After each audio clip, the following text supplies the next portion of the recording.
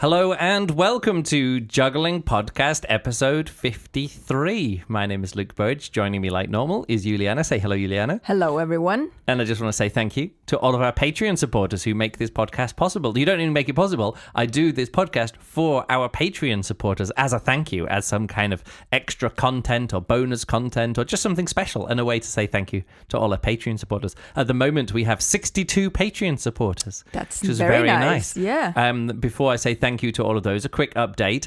I was very busy over the summer, lots of juggling gigs and stuff. Yes. But we have one more or maybe two more juggling conventions to go to before the end of the year. Yeah. Next weekend is Halle Juggling Convention, which it's not actually called that. It's called what?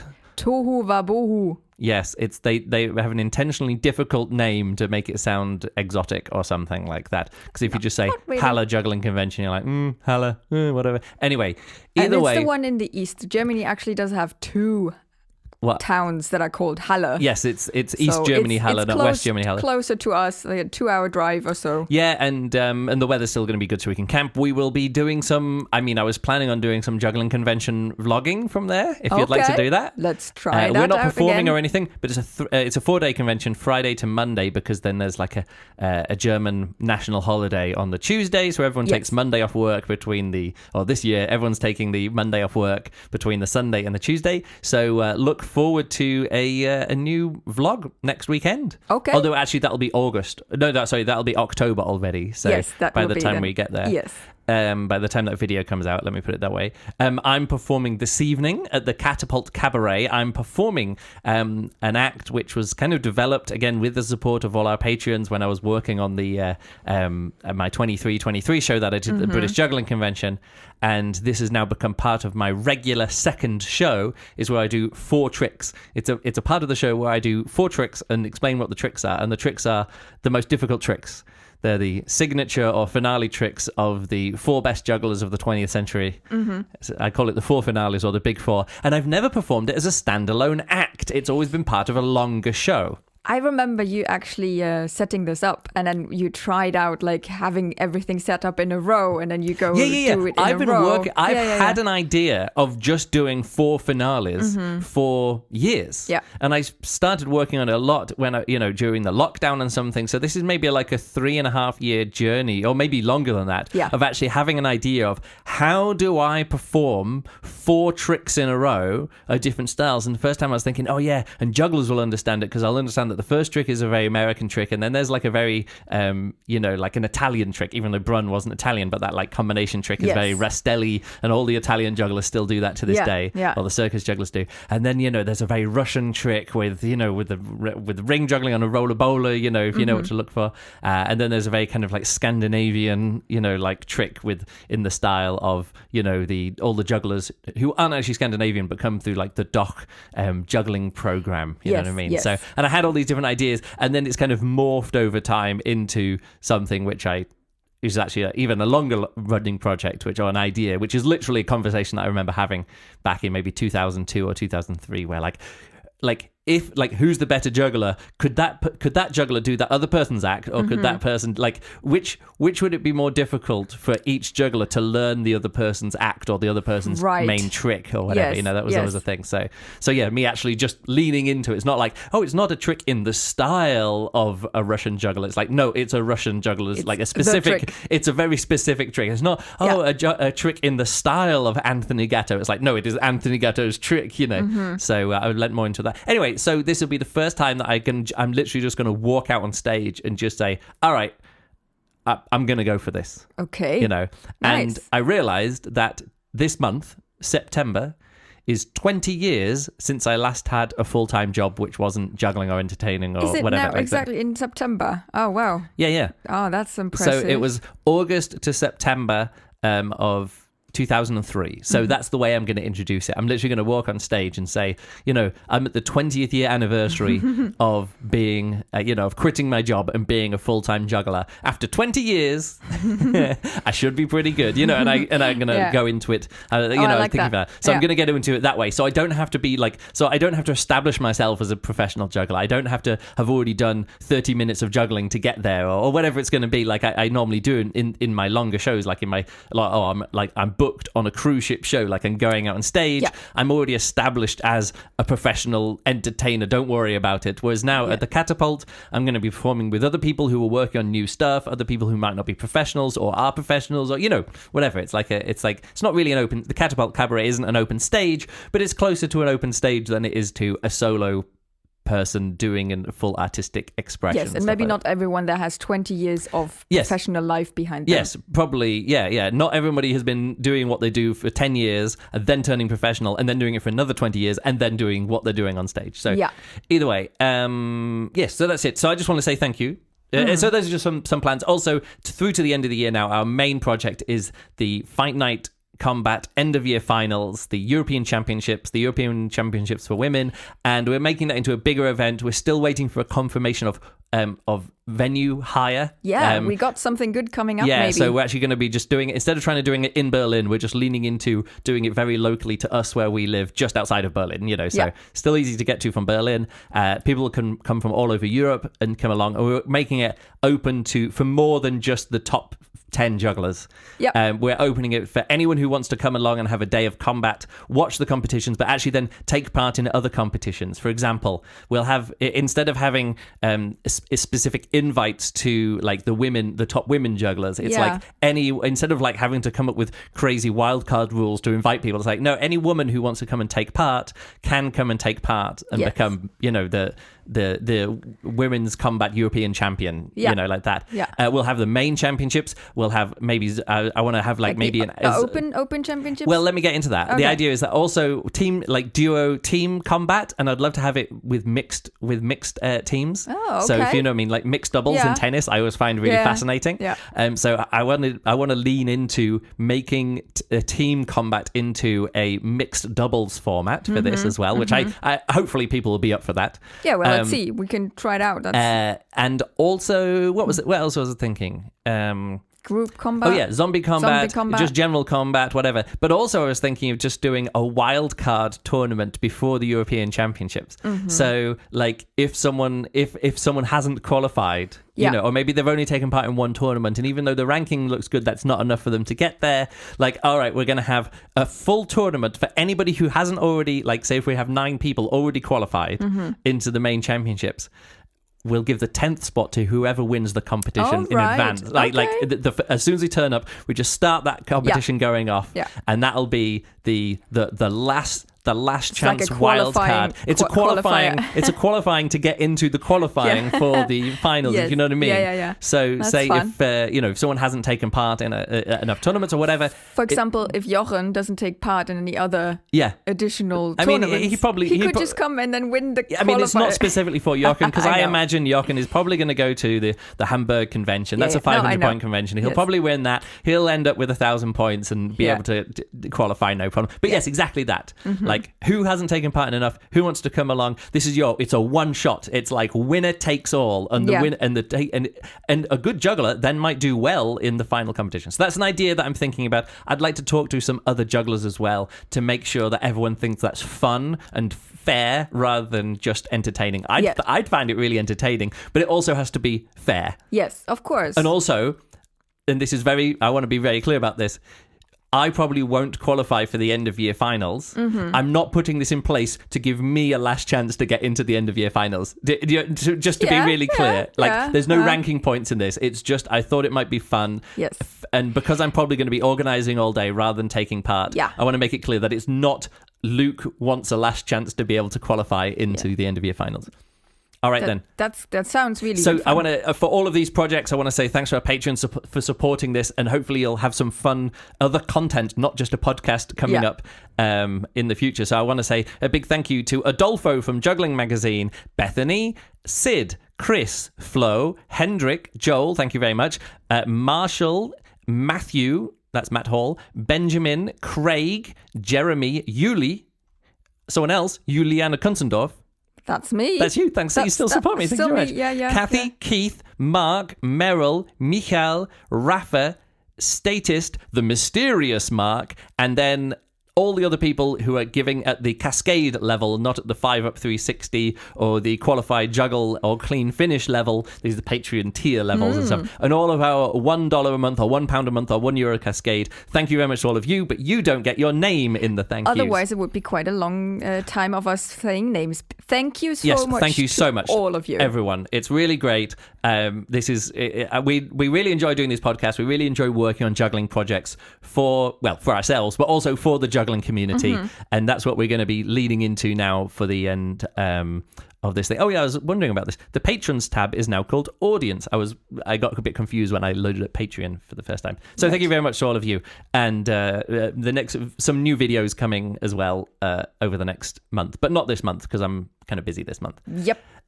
Which is fun, which is good. Yes, but also I need to get on with stuff. Next month, I literally have no gigs or no contracts and nothing in my whole diary for the whole of October. Yes. And no conventions or whatever, except maybe Hamburg, but we'll see about that when we get closer to it. So let's get on to today's topic after I take a quick drink.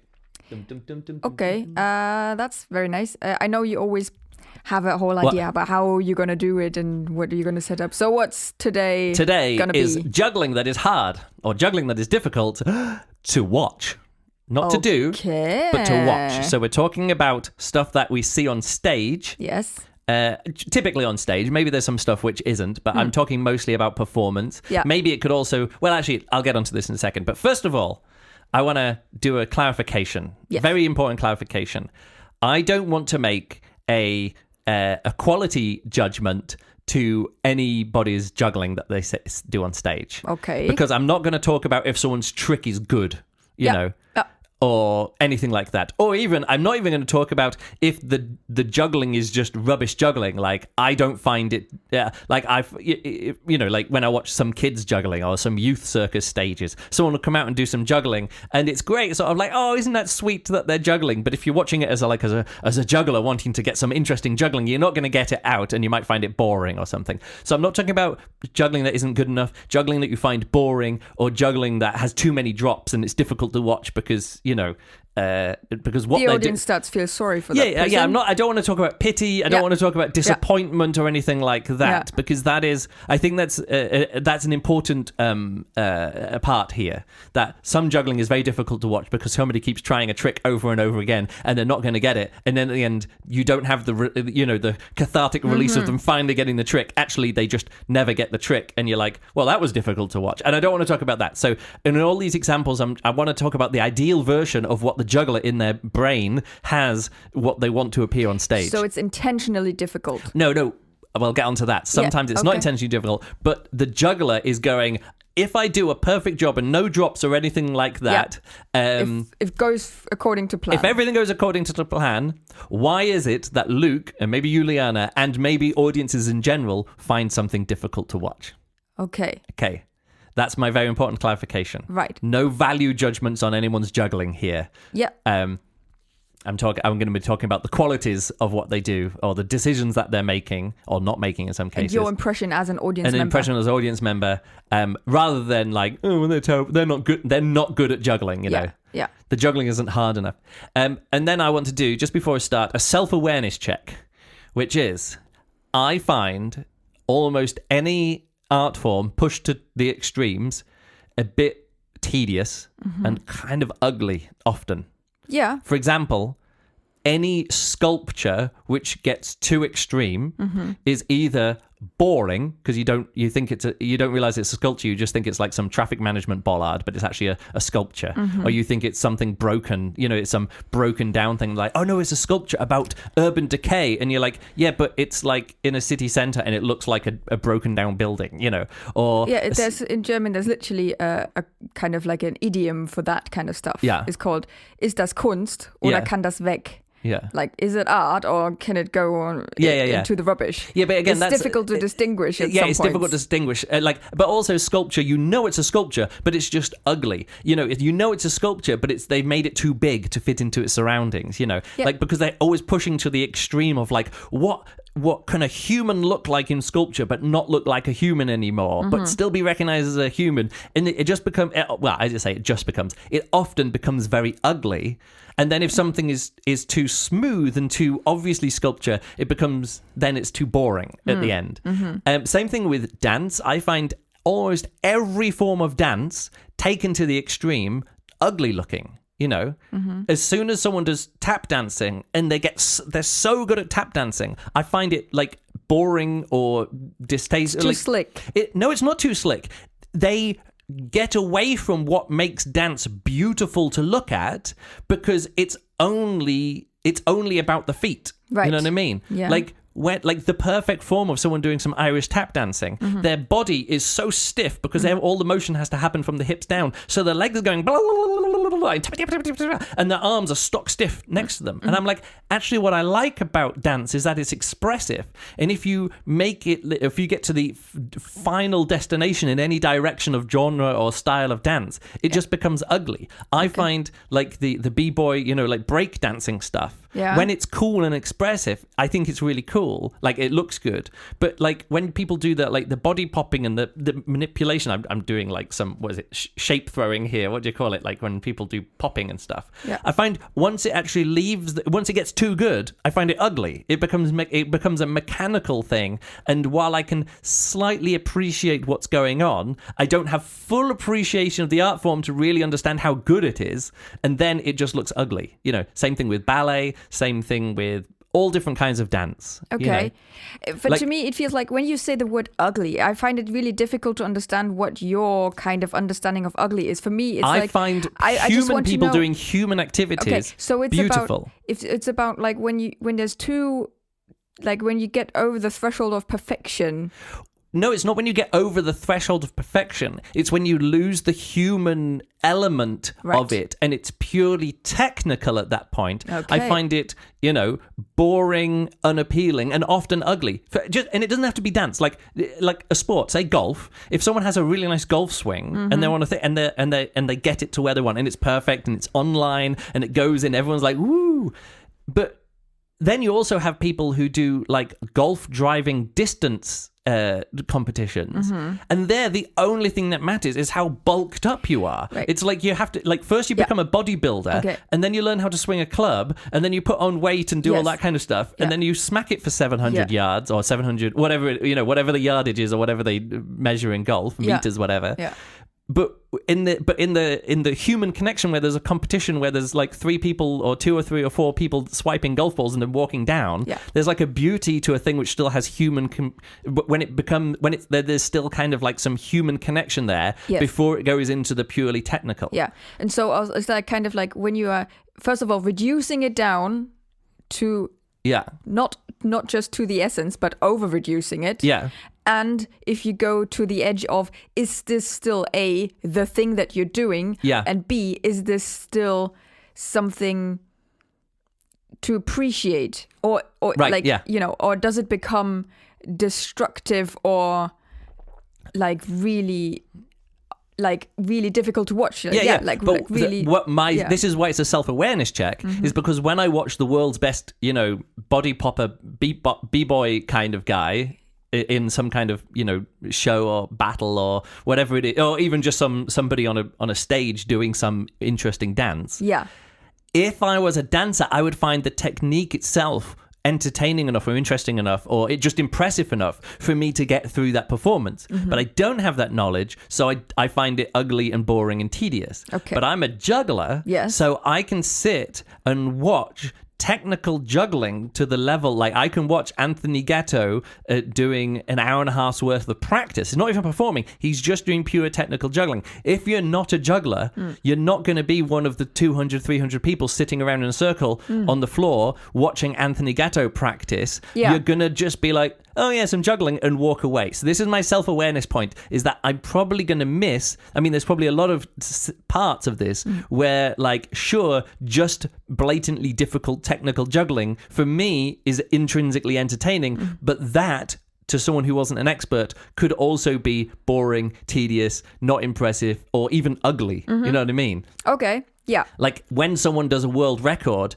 the last 2 or 3 catches are probably going to be like grapply, like Willie Colombione doing 8 clubs and like grasping onto it, and he's sort of like, yeah, you've got all the clubs. It's like, yeah, but this hand's a claw and this hand's, and all the clubs are the wrong way round. But me as a juggler, I'm like, hey, it's really really impressive. Someone got a new world record with 9 clubs, but at the end they didn't catch them all and they all went over the place. A non-expert would be like, they dropped, that's ugly, that was unsuccessful. And me, a knowledgeable juggler, would be like, no, that's really great. Like, look at the technique, the pattern was really perfect. This is one of the things even though I do understand the juggling, I will never understand how anybody can find a world record appealing if they at the end just like yes, they threw the clubs and yes, they caught a certain amount, but then they didn't catch. Yeah, that's what I'm saying. Like there is like an appealingness to seeing a really great finish, and it's catching all the clubs. Yeah. And people go, but it doesn't count if some of the clubs are the wrong way round. And you're like, okay, the clubs have to be the right way round, but as long as you don't hit the floor, that's one level. But then if you catch them all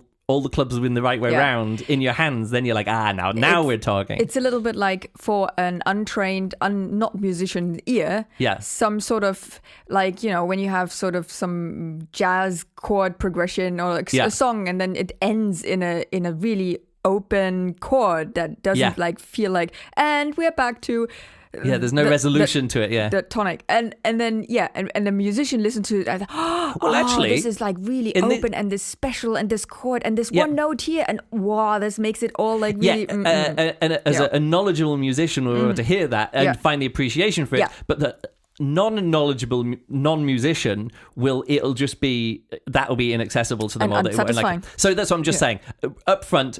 Those two points. I was talking about the perfect thing that the juggler wants to happen on stage, and also, like a self-awareness check. Yeah. So let's get into some things that are difficult to watch. Yes. Some things that are accidentally difficult, and I made some notes here, and I tried to remember some quotes from previous shows that I've seen. They can be fixed with a little bit of technical knowledge or experience. So. And this has happened, I see this all the time, and I've mentioned this before. Jugglers will go into a lighting check, and the lighting people will be like, okay, what mood do you want? And they're like, oh, well, it's kind of a calm thing. It's a calm, so let's have it chill and vibe, and not too bright. Let's have it like atmospheric. And they make it so literally the audience can't see what's going on. Yeah. It's just difficult to look at. Yes. And one thing that really stood out, and I talked to her about this as well, Valerie from Berlin, she does this staff juggling routine, but she does it with a paddle, like an oar, like a canoe paddle or whatever. For boats. Yeah, for boats. And she performed at the EJC in the open stage, and I tried taking photos of her and completely failed to take any good photos because she was like, oh, it's the sea. I wanted all the lighting to be blue. But if you have 100% blue lighting, you can't tell that your costume is meant to have like different colors than blue, black and white in it, because everything just looks blue, black and white. And when they turn the lights on at the end for her to bow, you're like, oh, she had like this really nice red thing, but you couldn't even see. You couldn't see that she had red highlights in her costume. Yeah. And so everything was a bit dark and a bit murky. And I told her in the future, like I literally showed her the photos. I was like, here's a photo of you on stage and you see how it's all dingy and dark and blue and there's no color and everything looks, and she's trying to do like a happy act, like a fun act. And I said, and here's what they did for you bowing on stage, and it's like bright and expressive and things like that, and you're like, so it's not just about picking the wrong mood, it's literally about making it difficult for the audience to see what's going on stage. Okay, so that's an external factor. That's not in the juggling. No, but they've decided this. But I say, if they just had a bit more technical knowledge, they could have avoided this mistake and made it easy for the audience to see what's going on, rather than difficult for the audience to see what's going on. And it wasn't intended like Wasn't intended. Yeah. Also, oops, too small a trick for the size of the audience.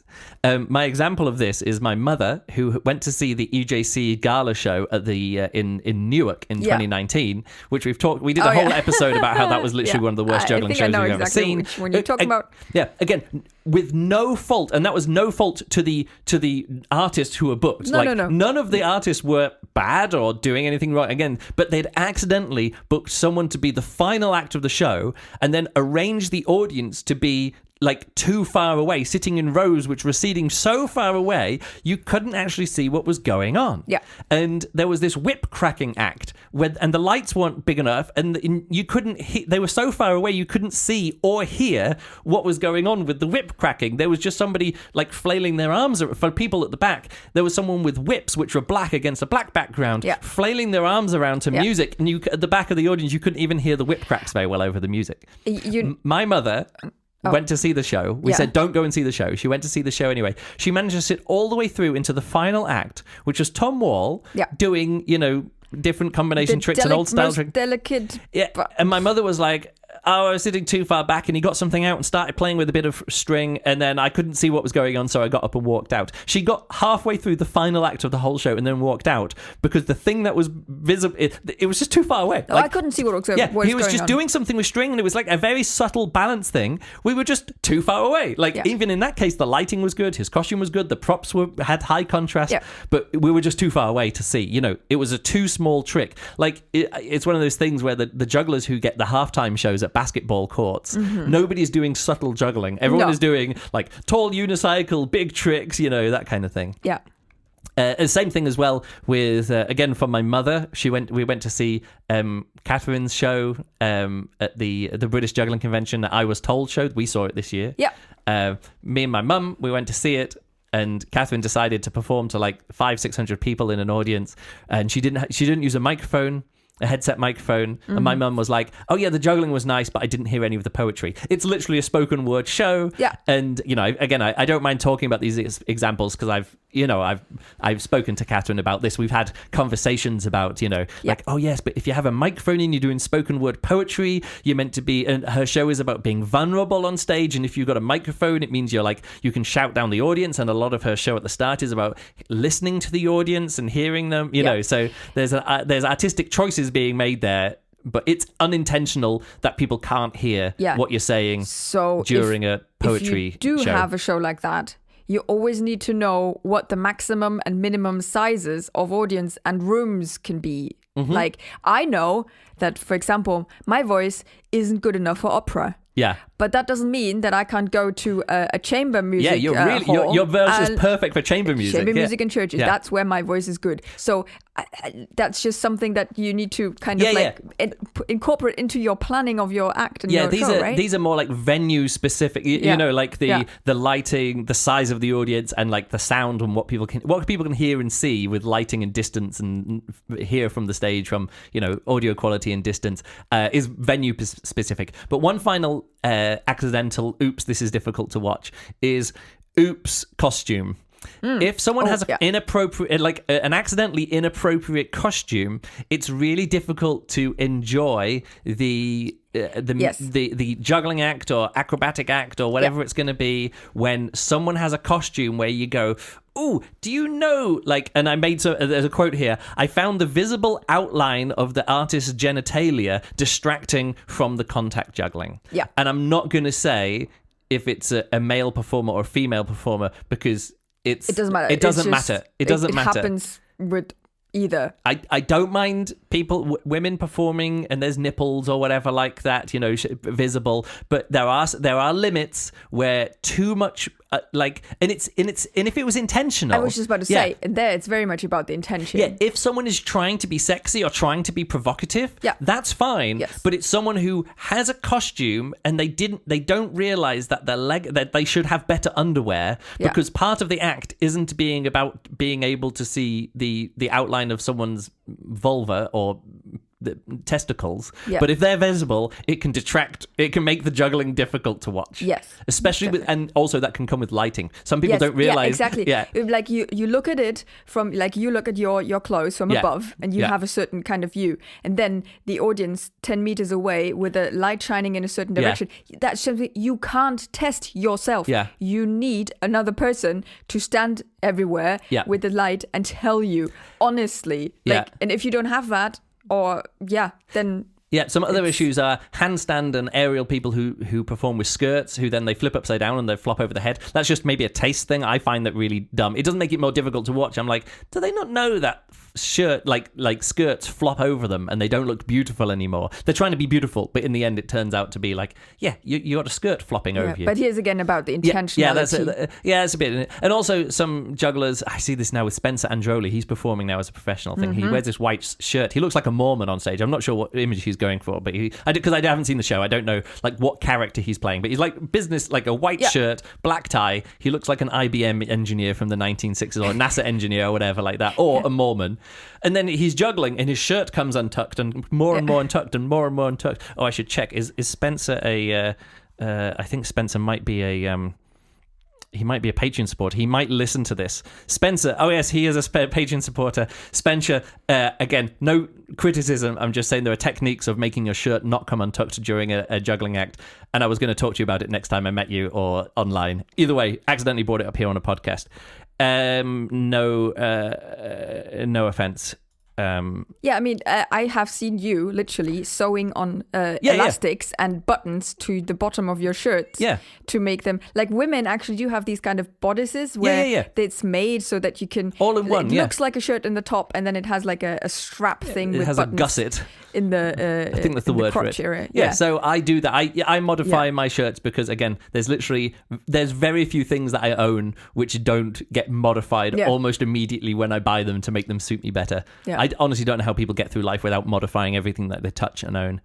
Okay. Well, they're very sad, like me. Two other points which in this section here, difficult on purpose because they want you to feel uncomfortable. So, okay. To make you squeamish. For example, like dangerous juggling, you're meant to be like, oh, the audience is feeling uncomfortable, which is fine. So that's intentional in that way. But there's a next level to it, which is where Luke gets squeamish because I'm like, I don't want to watch because I think someone is actually a little bit too out of control and actually might hurt themselves. Yes. Yeah, like, there is like a border. Like there's a level. A level of this is okay. I know this person is in control. They can't really hurt themselves. Yeah. But then there's a step too far, and then I'm like I'm getting very upset, and I literally can't watch, and I don't appreciate that if an artist wants to be in front of me to force me to see something that I feel super super uncomfortable, and not only me, like other people as well, and so there are times and places for this. Maybe a street show, maybe sideshow stuff where people are like sticking nails up their noses and that kind of thing. Renegade shows, as long as it's like the vibe is correct. Get up there and do something which is a little bit risque, a bit dangerous, a little bit like like there can be a bit of blood. You can staple something to yourself or whatever like that. I've seen all this kind of stuff on but and also like the walking, like laying on nails and walking over glass. There's a whole kind of like sideshow style of performance in this way. But also I find something similar kind of thing with I've not seen it live very much, but like some strongmen stuff where they throw stuff and catch like weights on the back of their neck, and I'm like, oh, what if that goes wrong slightly? You can get concussion, Also, like contortionists, I honestly, if someone starts coming out and doing some contortion, I just have to close my eyes because I can't see someone putting their body through that. It might be perfectly healthy. Like, I'm not talking about like if there are health, if there's anything bad. Personally, I find it difficult to watch because it looks like someone might have bodily harm done to them, either in the immediate moment or over time, long term. Through their childhood. Well, it's like Lauger Benjaminson doing his, like, I'm going to bounce rings off my head, but not like flexible, like hollow rings, but like proper rings. Ow. And you're like, stop doing, Lauger, don't. Stop hitting yourself. Like, literally, you're gonna. There's forms of brain damage that comes. Is it the CTFP, PCT? I don't know what chronic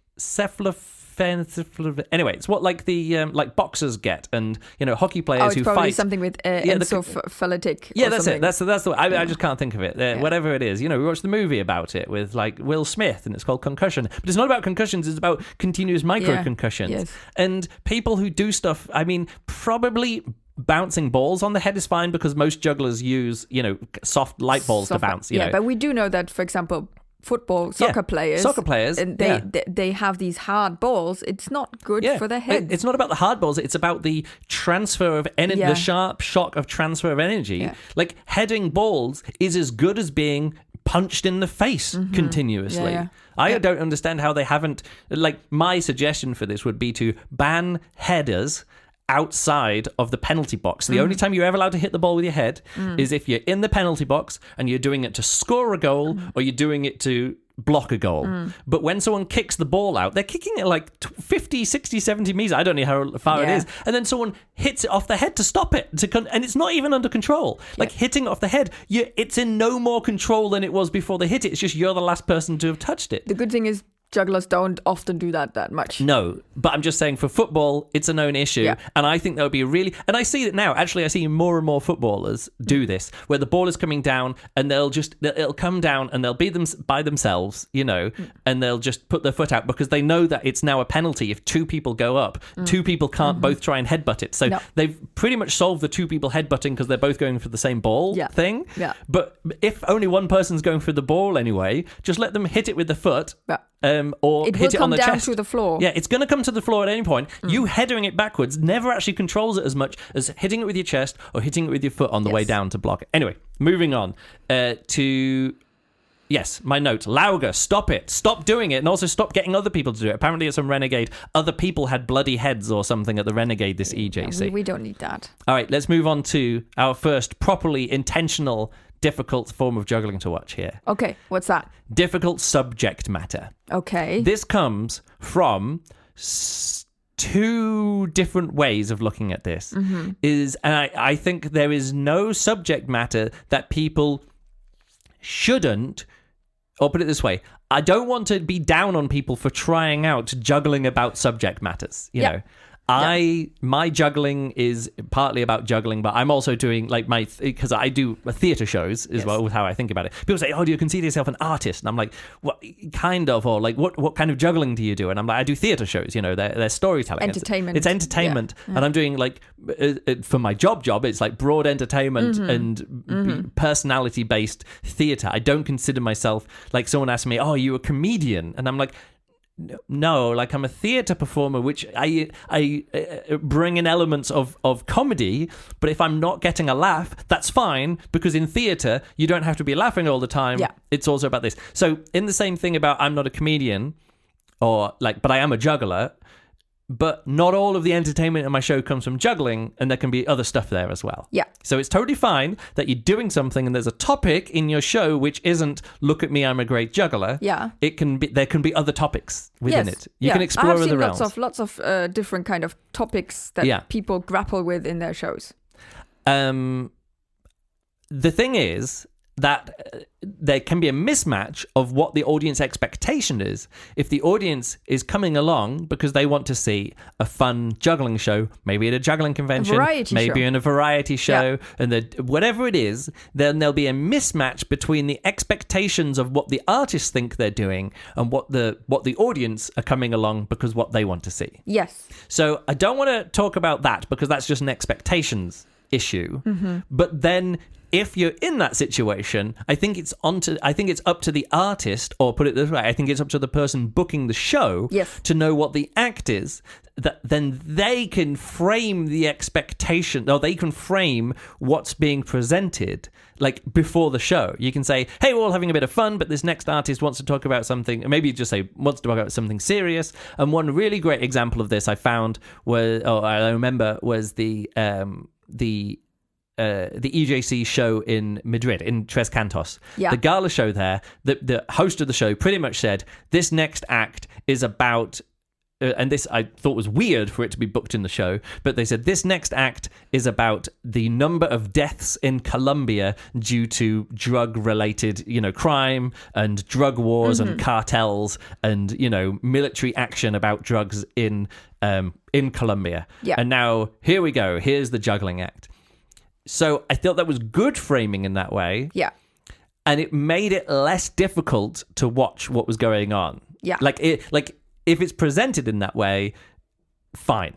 You know what I mean? And it can be uncomfortable, but then it's fine for it to be uncomfortable because we're like, this is about an uncomfortable topic. Yeah. You know what I mean? And they do that to get this topic onto a stage to get it visible for people that normally wouldn't even know about this. Or like it's about using their stage presence as an artist to communicate something. Yes, and I think there's two ways, there's two issues, not two issues, but let me always put it, I don't want to talk about issues because I don't want to be down on anyone about this, but I'm saying these are there's considerations that you have to have. Yeah.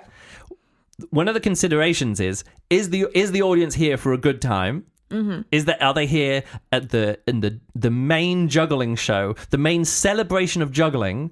Like the end of the whole event builds towards the gala show at an EJC. It's the largest juggling convention in the world. Yeah. And everybody there, or 90% of the people there, are jugglers wanting a celebration of the best juggling in Europe or whatever it is.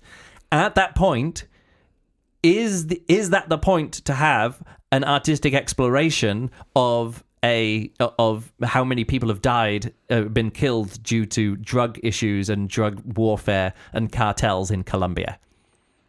That's a question for everyone. Yeah, I mean... If you answer the question, it's going to be difficult to watch. Yes. It's not going to be a great time, and you might want it to be not difficult, and that's fine. No, you might want it not to be entertaining. You want it to be difficult, and that's fine, but you have to acknowledge that not everybody is signing up for this. Yes.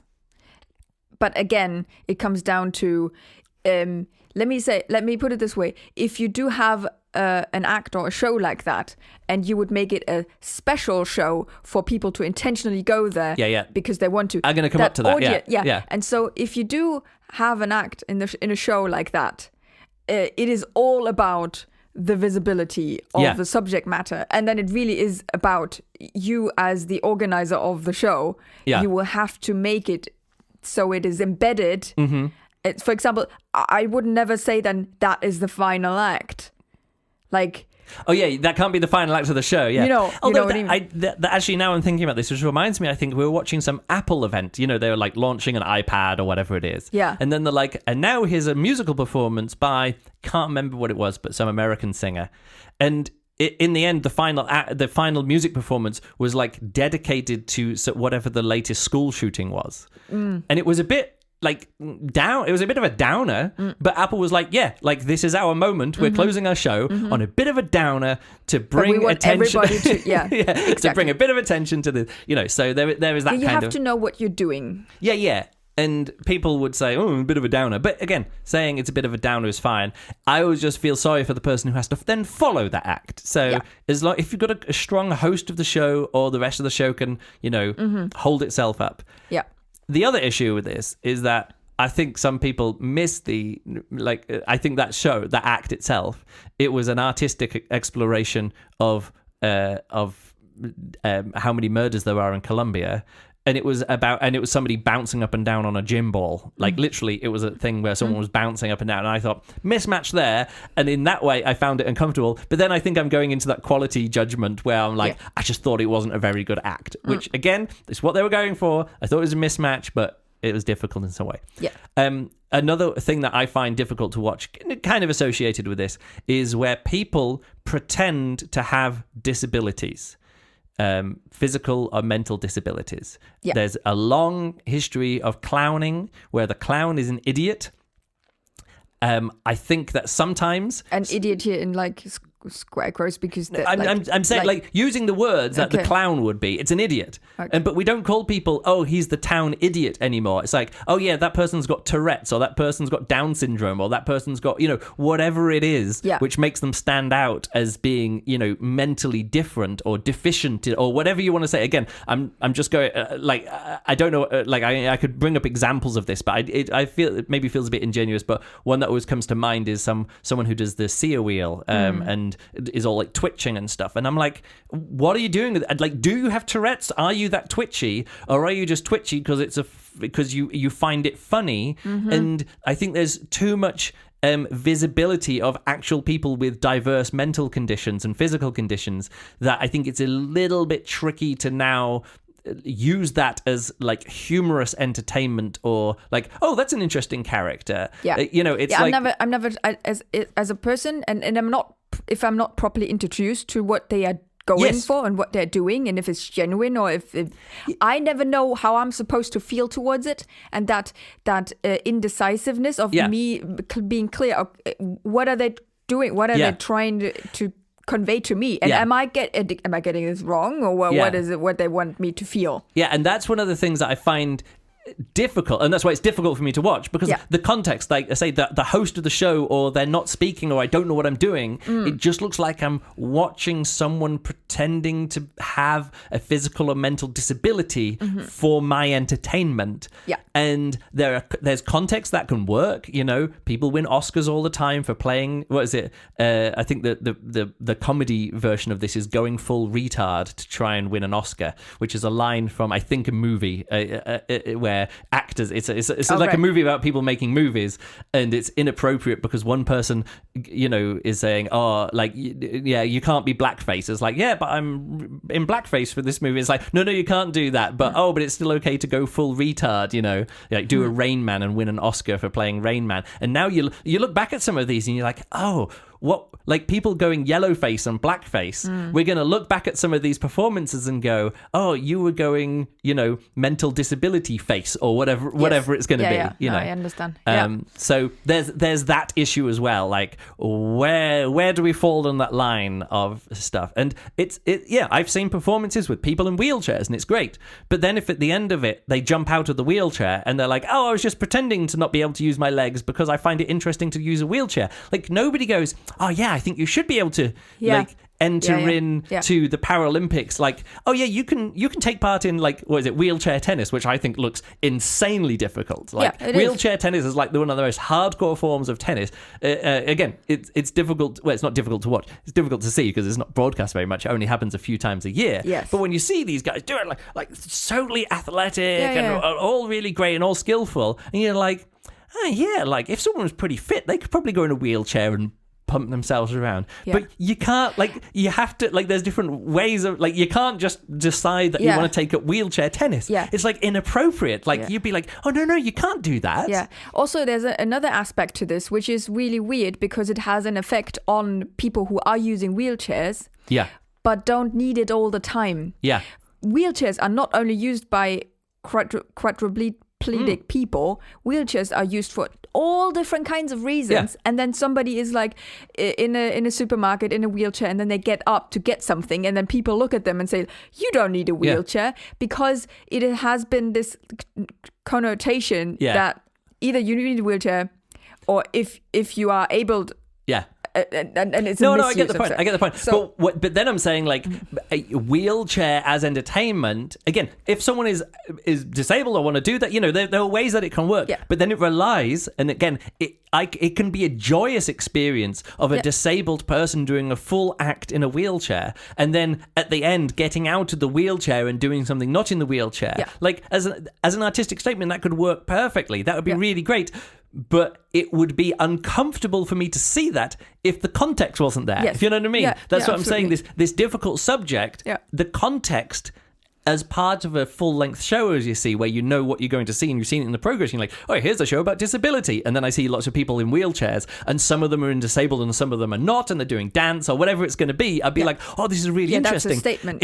It's a show with disability, and I don't know which one of these people is disabled or not, because sometimes a few people will be in a wheelchair all the way through, and some people won't be in a wheelchair all the way through. But at the start of the show, I don't know which is which, you know. So it like plays. Okay, I've not seen a show like that, but I could imagine a show like that. Like we reverse society. And like you're working with expectations and things. Absolutely. But in a variety show or a juggling convention show where I don't have that context, I feel uncomfortable, and it's difficult for me to watch. And I know, and I feel like some of these topics are because I see jugglers coming up with things to do with things. That's very much part of the juggling scene. Jugglers always look for things that they can use with the juggling, and then like they will one or the other way come to things that then make it then uncomfortable and weird. And in either they found some crutches from the partner had, broke their leg and there are crutches around. Or they have chainsaws and then it's like, there are things that you can use for your juggling and for your act. And then there are things that you can't. Yeah. But also it just comes down to like when people pretending to be on drugs, people pretending to be drunk, that everything has to be like everything can work and everything might not work. But I just think it's that like awareness and framing. There was an act apparently in an open stage at the EJC. We didn't see it, but we heard people. I had a conversation with some people about, but it was weird. But then it turns out it was an act about like mental health issues or whatever. Didn't see it. Can't pass any judgment on that one. But again, it felt like people were maybe uncomfortable, or it was a bit difficult in a way which they weren't expecting, like in a hey, we're all getting together to see an open stage show.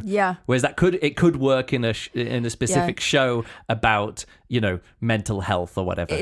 A lot of these things really, really rely on a framing in the context. But also, they can work in themselves without just establishing their own context. Like I say, in the gala show at the EJC this year, there was it Amelie, who was Polish but lived in Belgium and spoke 3 languages. And France. And she was a lot of work, but her act was about her being a lot of work and having, whatever, ADHD. With her struggles and the world around her struggling. And manics. And then and in the end, it was finding a way to expend energy, and she knows that she's a lot to deal with. And I thought that actually worked really well in a way where it could have been like somebody, and I've seen this a lot in the comedy world, in stand-up comedy and other world, where somebody obviously has ADHD, they're obviously bipolar, they talk about it on stage, but then it becomes like, it becomes uncomfortable because you're like, oh, this is an ill person, if you know what I mean. It's about someone who isn't dealing with it, and their comedy is how they deal with it, and we're meant to find it funny, and they're talking about how difficult life is for them,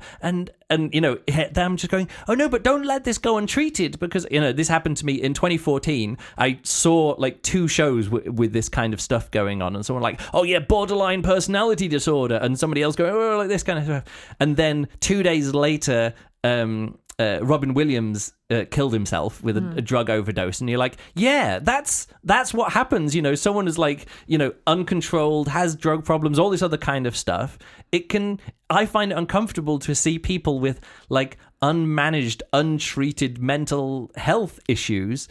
And they're using that for for entertainment or for something on stage again. And it doesn't feel like, oh, it's something I'm dealing with and I'm educating people about it. It's just sort of like, and your entertainment is my mental health issues are your entertainment. Again, it doesn't happen very much in juggling, but it can happen and make the theatrical part of the shit, like the non-juggling part, difficult to see. I think why this act in the gala show worked so well was that she was talking to the audience. Exactly. If she wasn't talking to the audience, if this would have been like a kind of like a silent act, or she just did what she did without literally talking and literally explaining saying what it is, and she actually said, this is the message of my act, and I'm like, oh, thank goodness, I can just enjoy your acrobatics now.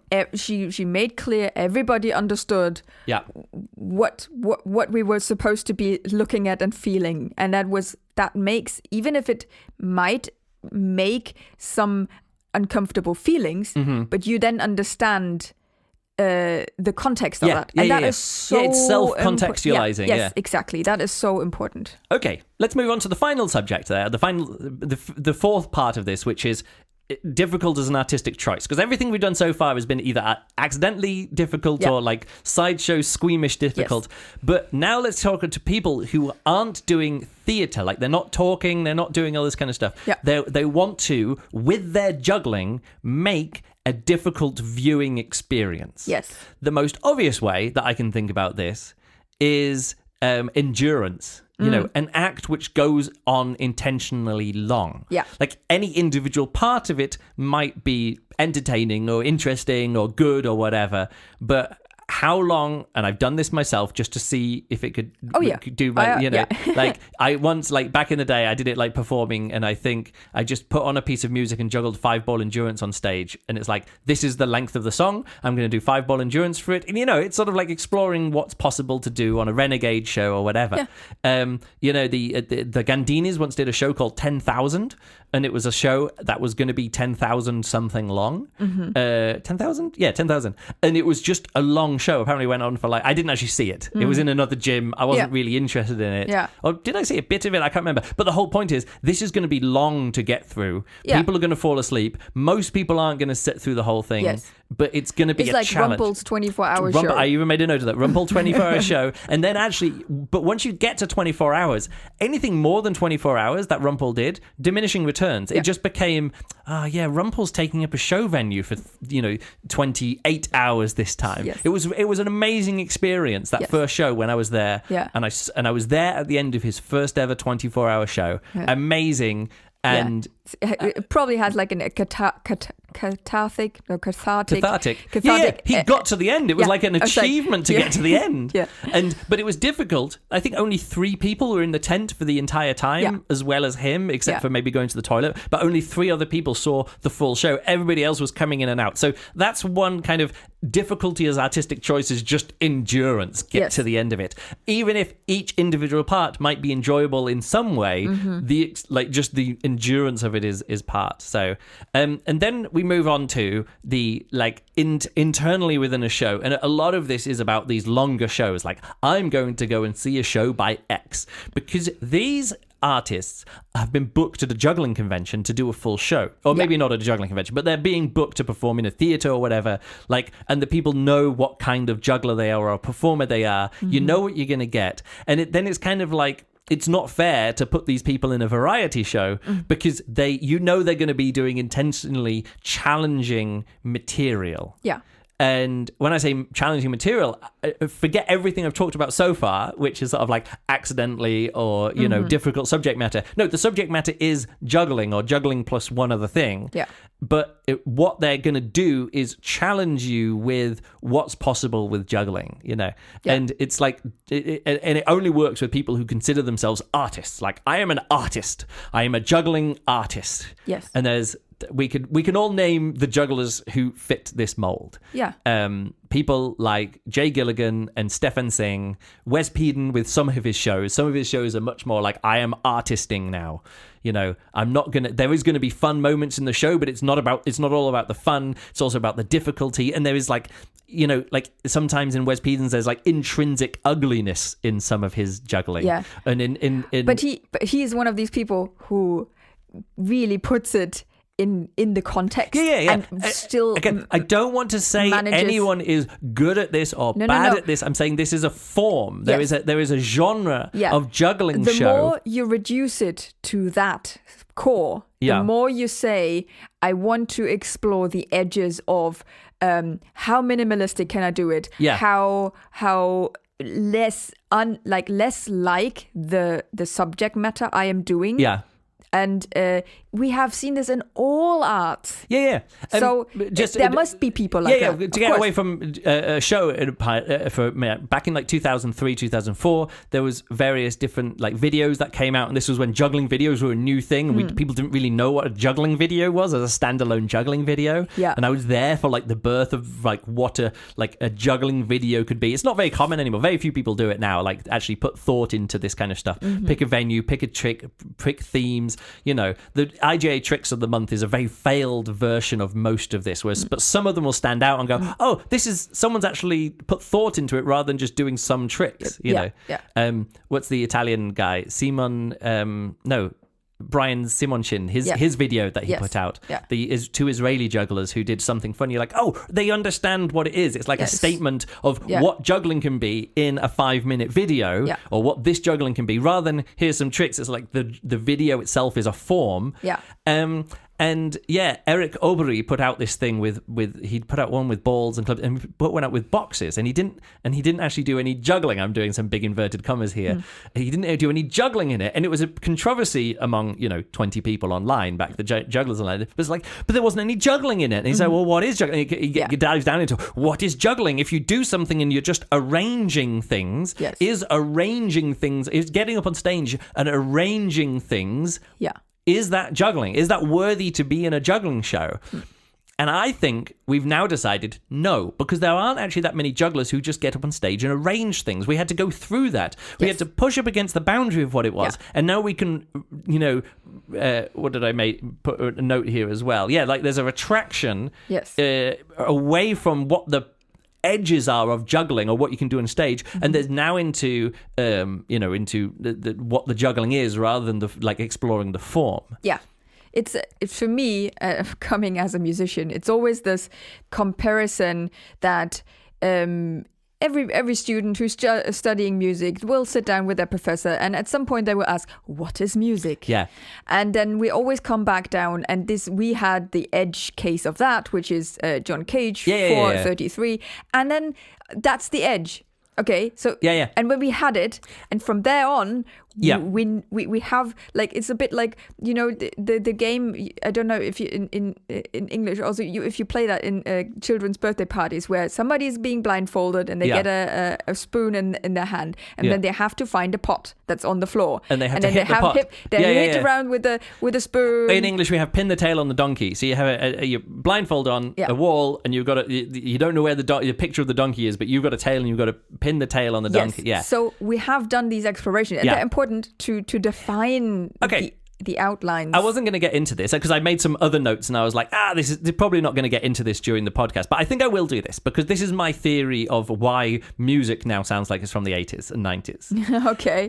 And this happens with all genres, but let's just use pop music for this as well. So why does everything sound like this? When there is a technological breakthrough in an art form, say technology, it could be cultural, whatever, like a new invention in the art form, there's this questioning period is this the same as what's come before, or is this something new? Yeah. And you can hear this with synthesizer music, and people are going, oh, there's synths and there's programming and there's, Blue Monday and ding, ding, ding, ding, ding, ding, ding, ding, ding, ding, ding, ding. And you're like, is this new? And it's like, yeah, because a computer's doing it, and now we can program music and something can be crisp and in tune. And we're like, oh, it's new. Like, it's new. Is it a thing? And there's this first phase is this a new thing, or is it just the same as the old thing? Some things don't break out, and you're like, actually, you're just doing this other thing over here. But it's like, is it a fad? It's new. And then there's this exploration of around this, and you start off around the core and you keep going out and keep going out and keep going out, and that becomes the first core of the new genre of music or whatever it is.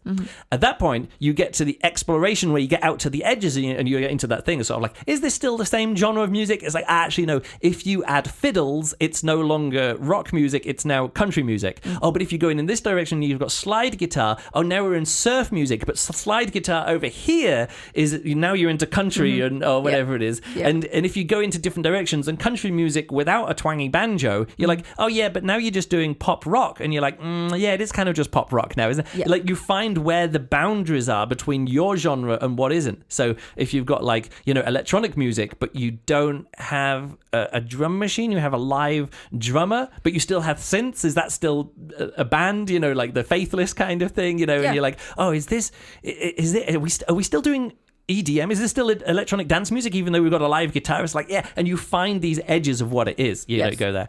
Yes. And you realize, and everyone, after about 15 years of this, it takes about 20 years of a genre existing, going out to the boundaries of it, exploring what is no longer that genre, and you're moving into other genres or whatever. And then you all turn around and go, what is the core of this? And you realize the core of it is what you got to within about the first 5 years of exploration. Yeah. So once you realize all of the good ideas and those original explorations is now the core of the genre. And then step 4, after you realize what the core of the genre is that there's the the topic of conversation is no longer about the edges of the genre. The topic of conversation is what you're talking about inside this genre, if you know what I mean. It's no longer about what's at the edge of pop music. It's now about just doing the best job with the core of pop music. Right. And if you want to find artistic exploration, you can't find it in that genre anymore. You've got to go to different genres. Yes. And that's very important. Yeah. There is maybe someone can bump up to the edge of pop music, electronically programmed pop music, which is in a new direction, and people go, "Oh, that's really cool." And it can happen. Somebody can go, "Oh, what about this bass thing? Whoop whoop whoop whoop whoop," and you're like, "Oh, great! We've now got dubstep." Like it can be. Some things can be found and it can come up with a new thing. But then you get to the edge of that and you're like, oh, okay, now we can bring it. And now lots of pop music just has whoop, whoop, whoop, whoop bass line in it because they're like, oh, well, you can just bring that into the core. A bass drop, is now can just be part of a pop song. And nobody goes, wait, you can't do that. It's like, no, that's now part of the core. It's one part of the core of pop music. I think, and now I agree. Yeah. I want to say 2 points. One point in music, in German music industry things, you have basically, you can reduce it down to kind of two things. Yeah. One is entertainment, music for entertainment purposes. Yeah, just be a bit close to the microphone. That is really, really distracting at this moment. Entertainment music for entertainment, and the other thing is called serious music. It's called ernste Musik. So so you can have classical music for entertainment purposes, right? And you have classical music for seriousness purposes, for exploration purposes.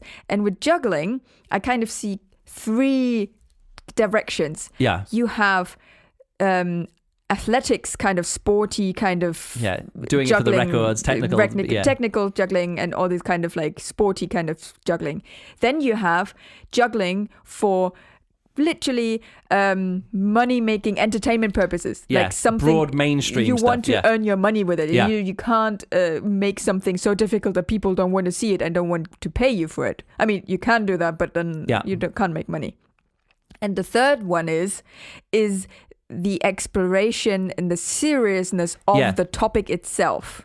Yeah. And finding the definition, finding the edges, finding new things. That's what I'm saying. That core of what juggling is I think, and this is what I'm saying, the sort of like that, the serious music or whatever it is, the earnest, can only exist on the edges of the core of the genre. Yes.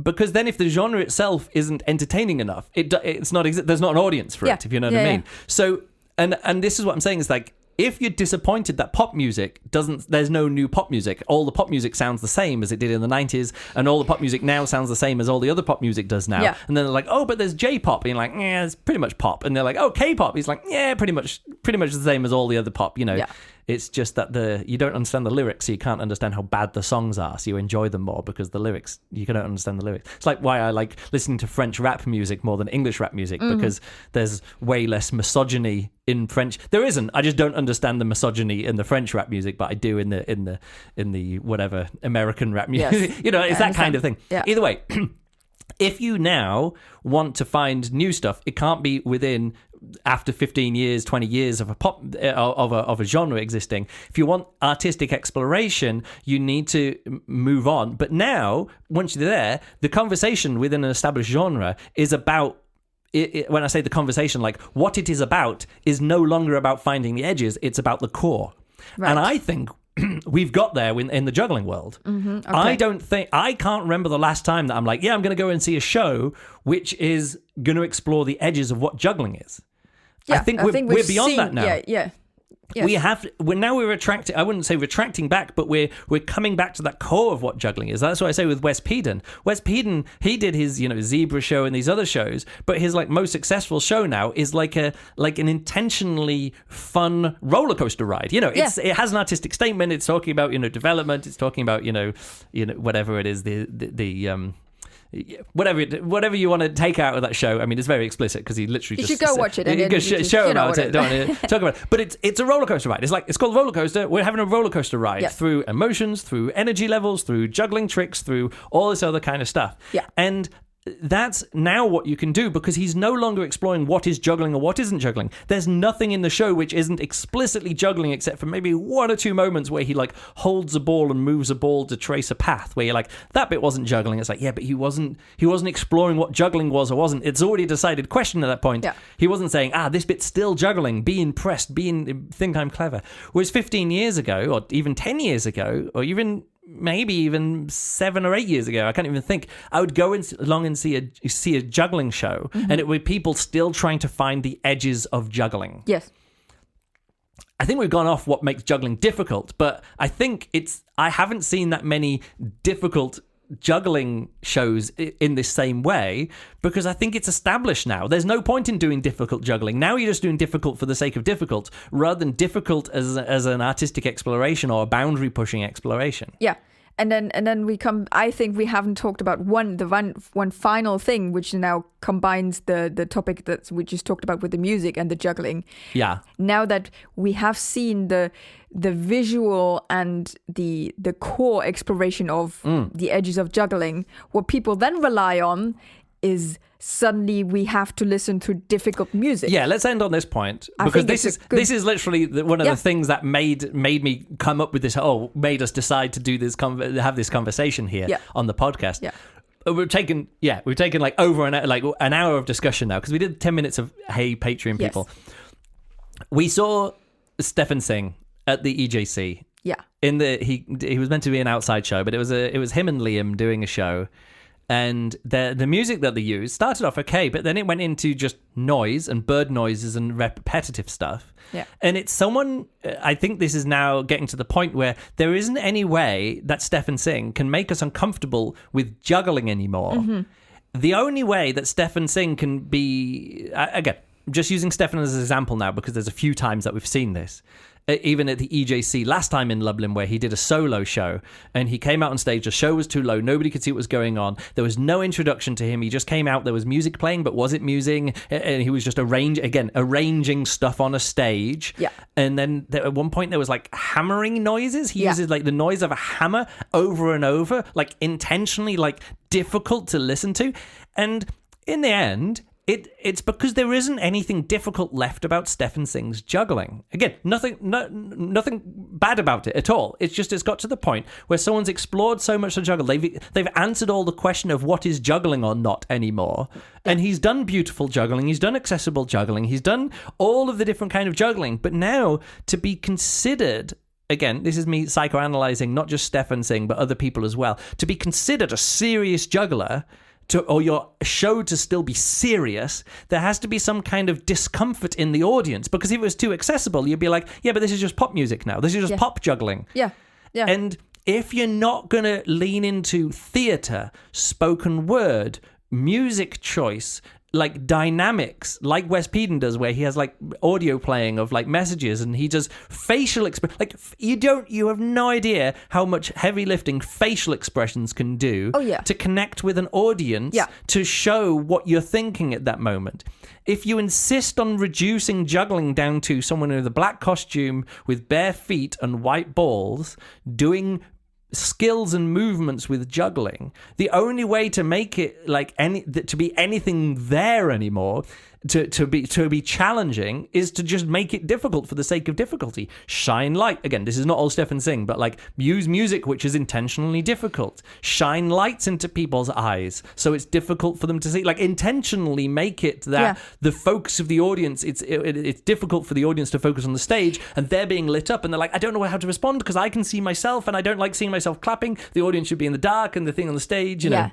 And then it becomes this kind of edge point of where, when you do that enough, there will be a core of people who will stay for the sake, because they will support this, what they are doing. And then there will be a cutoff point where people will just get up and leave. And then what is like, is that what you were wanting? Is that the goal? Yeah. Like, what is then? Are you wanting? And here's the thing: are you wanting to challenge people so a quarter of the audience leaves, but a quarter of the audience leaves because they're just like, oh, that's not my thing, and they leave. a quarter of the audience stays because they think this is the most amazing show they've ever seen, and they're really into the difficulty and into the juggling and into the whatever the artistic statement. Because they haven't experienced it because it's the first time they've seen you before, whatever. Yes, yeah. And then there's probably a big chunk of the audience who just sits through the show because they don't want to leave. Maybe they've got nothing better to do. Maybe they just don't want to be impolite, and they may think that something better is going to come up later. But I don't want to just stand and be sitting there for a long time watching people arrange stuff on stage when annoying music is playing, and I'm thinking, but there's going to be a big payoff here, and there's going to be an amazing juggling finale, there's going to be a big moment at the end, and then there isn't a big moment at the end, and it's just difficult all the way through. It's a bit like, coming back to the music thing, it's a bit like free jazz. There's a core hardcore, yes, I love free jazz, but there isn't a big enough audience of jugglers to support professional, difficult to watch jugglers. Exactly. And this intentionally is why, difficult to watch jugglers. I brought up this stuff in the music, where you have the music for the entertainment, and that can be classical music for entertainment. And that can be it's all good. Pop music for entertainment. It can also be pop music for exploration purposes. And I think it's totally fine for someone to do difficult stuff intentionally because it's difficult. People write difficult novels, and then people get into it, and then people write difficult criticism of difficult novels, and then people like the difficult criticism, and then people write criticism of the criticism, and it's just difficult all the way down. But there's a big enough academic or whatever, and then you have James Joyce. And you have other things where sort of the difficulty is the point, but people go into reading Infinite Jest knowing that there's going to be some difficulty there, and it's that's part of the challenge, but that's kind of endurance, some of these things too. But but they have to be part of a theatre show, because that's the only thing that's important enough. And I was mentioning this before actually on our other podcast, our SFBRP podcast, our science fiction book review podcast, that short stories don't have the weight of a novel because they can be surrounded by other things that the author doesn't intend to be surrounded by. That's what I'm saying. These these important jugglers who only dress in black and juggle white props and make to difficult to listen to music, someone like a Jay Gilligan or a Denny Pommier. We saw one of his videos, although this was back in the day, but again, you were like, you showed me that video and I had to mute the music because the juggling was fun, the tricks were fun, the exploration of the prop of, is this still juggling, is fun, but the music choice was so... It hurts my eyes. It was just difficult to listen to. my ears. Personally, I didn't actually get a chance to do it because I just scrolled through it, and I still haven't got around to listening to it or watching it, mostly because you said it was difficult to listen to, and I was like, I kind of want to really enjoy this act. But lots of people use difficult music during juggling act. This doesn't only happen during long theatre shows, but it's kind of I think juggling, there's nothing left in juggling now which intrinsically to the juggling is difficult. Now it's just people learning the same lessons that theatre people did, sort of what if we break the fourth wall? What if we do something in the audience? What if we come in through the audience? What if we start over here? What if I juggle with my back to the audience so the audience can't see my back? And again, I'm not saying that these are bad things. I'm just saying that a lot of the exploration now is just theatre exploration 80 years too late. Or whatever, Well, every kind of entertainment art creation thing will go through all these processes. But what I'm saying is now we're bumping up to the point where is it still a juggling show? Like you say, that you get to the boundaries of what is a juggling show, and you go over to, this is a theatre show now, which happens to have some object manipulation in it. And you have to then know that. You have to know that you're having a theatre show which has somebody doing some object manipulation. We're not seeing a juggling show anymore. We're seeing a theatre show with some objects in it. Or we're saying now, there wasn't enough juggling in it, but there was dance. It was a good dance show, but in the end, what I watched was a pretty good dance show with a bit of adjacent, or which encompassed a bit of object manipulation. And I think intentionally difficult to listen to music for me no longer works as a juggling exploration, because I saw people using intentionally difficult music to listen to, when I first got into juggling when I first started to go into national juggling conventions 23, 24 years ago. And I think that's now too long, and I don't think there's a big enough audience to keep sustaining that.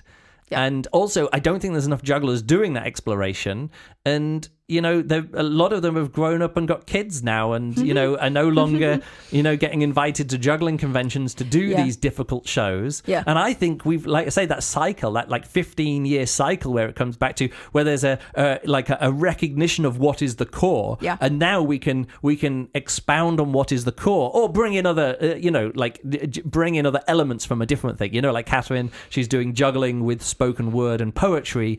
I think she's doing a great job with that. Yes. I would love to see more people do that. Unfortunately, it takes a talented juggler and a talented poet to do the same kind of thing. Of course.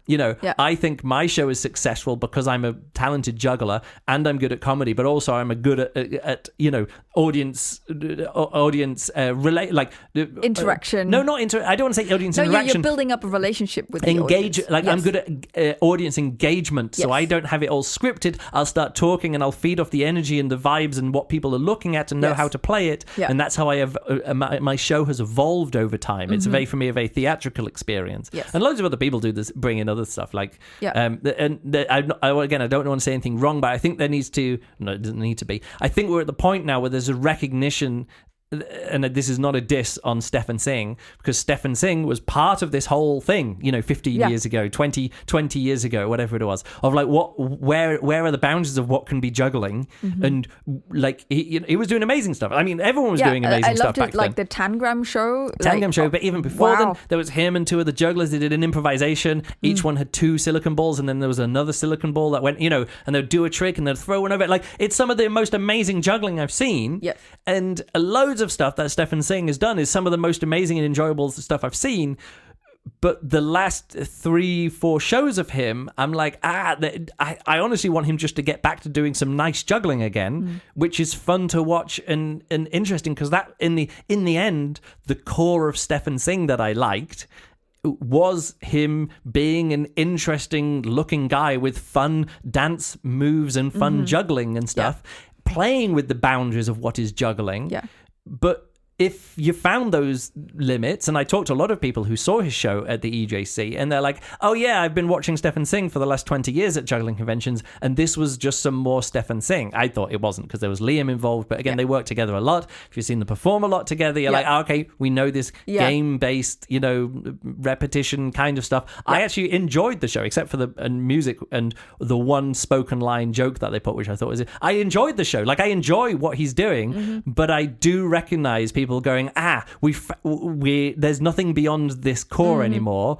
We found the edge of what this juggling can be, and in the end, it's now difficult to watch. Because it's intentionally difficult to watch, just because it's nice stuff to watch. It's stuff which would be pleasant to watch, but just with intentionally annoying or difficult to listen to music layered over the top. And again, other people do the same thing with lights in the eyes or backs to the audience or not engaging with the audience. It's like a distancing device. Yeah, I think the theatrical term is a Brechtian distancing device or something like that. That kind of thing. Again, we're learning the same lessons that all the theatre people did. 80 years ago. Yeah. Don't know when Brecht was around. 100 years. I don't know. No. 40s, 50s? No. 30s? Don't know. Yeah. Anyway, many years ago. Yeah.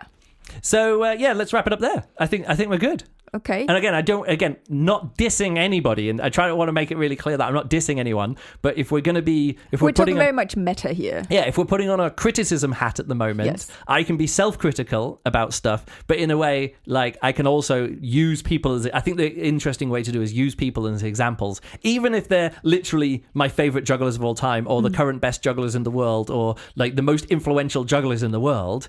But that comes with the the thing itself. If they wouldn't be influential and your favorite juggler, you wouldn't talk and think about it. The reason why we're talking about it is because this exploration, I think, is important, but I think we've come a full circle in the same way that now you don't see anyone vlogging on YouTube, and nobody puts long travel montages. Then I got up and I went in here and I went onto the hotel, and then I got from the hotel and I went to the airport, and here's the thing. This whole kind of thing. Vlogging, has YouTube been explored, vlogging, it's no longer it's explored. Now what vlogging is about the topic. Like, I am here in this place, and we don't need a travel montage to get there. Just tell me about the place you are, or the train that you're on. If it's an interesting train or it's an interesting plane, it's now a vlog like if you're going to use any travel in your vlogging, it has to be about the interesting travel rather than the story. It's no longer travel montage as entertainment, like a Casey Neistat thing that I watched again. I was like, wow, Casey Neistat is really out of touch with what modern vlogging is, even though he kind of was one of the most influential people. That's the point. Now, if you want to see interesting explorations of what the edges of video entertainment is, now it's happening on TikTok, on Instagram Reels is where it is. Vlogging, YouTube videos and vlogging have now almost completed that cycle, and we just know what the core is now. And now the people in the two generation after where it was first done are now going back to that, finding that, taking that and making their own things about YouTube it. Specific interest-based entertainment. Yeah. Like it's not broad, it's not television. That's what made YouTube amazing, is that one person could upload one clip about something really specific and find a worldwide audience for it. Yeah. Whereas beforehand, everything had to be dumbed down for TV. Yeah. You know, old drama had to be the most dramatic. Old comedy had to, it found its, all of these TV things found their form because they had to appeal to the broadest possible reach. Yeah. And YouTube can go, are you interested in computer games? Yes. Are you interested in this specific computer game? Oh, this genre? Yes. This specific computer game? Yes. This specific form of this computer game? Yes. Okay, people attempting records at this specific thing. Okay, now people doing fast things with this specific, and there can be whole communities based around subsets of subsets of subsets of subsets of subsets of whatever the thing is. Yeah. Because the world is big enough that you can find an audience for that subset of a subset of sub. That's what YouTube is. Yeah. It's everybody finding their own, the narrowest, long tail, definitely, like whatever it is that fits with them. And you can find the one creator can fit, and you can become their biggest fan. And they can have 20,000 viewers, and that's almost enough for them to start making a living at it. And you're like, this is great. YouTube has found its final form. Yes. Interest-based micro communities about specific topics. Yeah. And TV will never be that. No. Netflix will never be that. It's always going to be as broad as possible. But the thing is, juggling isn't big enough. The audience isn't big enough. Juggling is itself It's difficult to have subsets within juggling. It isn't big enough. That is sustainable for anyone. All of the jugglers in the world who are interested, who can be the most, amazing fans of, let's say the English-speaking, internet-connected juggling world is about 10,000 people. That's it. The whole non-English-speaking, you could probably add another 50,000 people worldwide is the sub-community. There isn't enough to have in that smaller and smaller stuff. Yeah. And if we want artistic expression, I think we as jugglers need to accept that, it's going to be one of us 50,000 people. And of that, we may only find 1,000 people who would ever see the show. And of that, 100 people who really into it and enjoy it. And we just have to be happy with those numbers. Yeah. As jugglers, we're doing things for hundreds of people, maybe thousands of people, but that's it. That's the limit that we can get to. Yeah. Anyway, let's wrap it up there. Thanks again to all our Patreon supporters. Thank you. Hopefully fun podcast topics coming up next, but I hope you enjoy this. I might upload this one to YouTube just because I haven't released YouTube videos for a while. Okay. So I'll just put the thumbnail up, and just people do listen on YouTube when I upload it to YouTube as well. Right. So I think that's it. Anything else you want to say? Nope. That's it. Let's get some lunch. Thanks a lot for listening, and we'll catch you next time. Goodbye.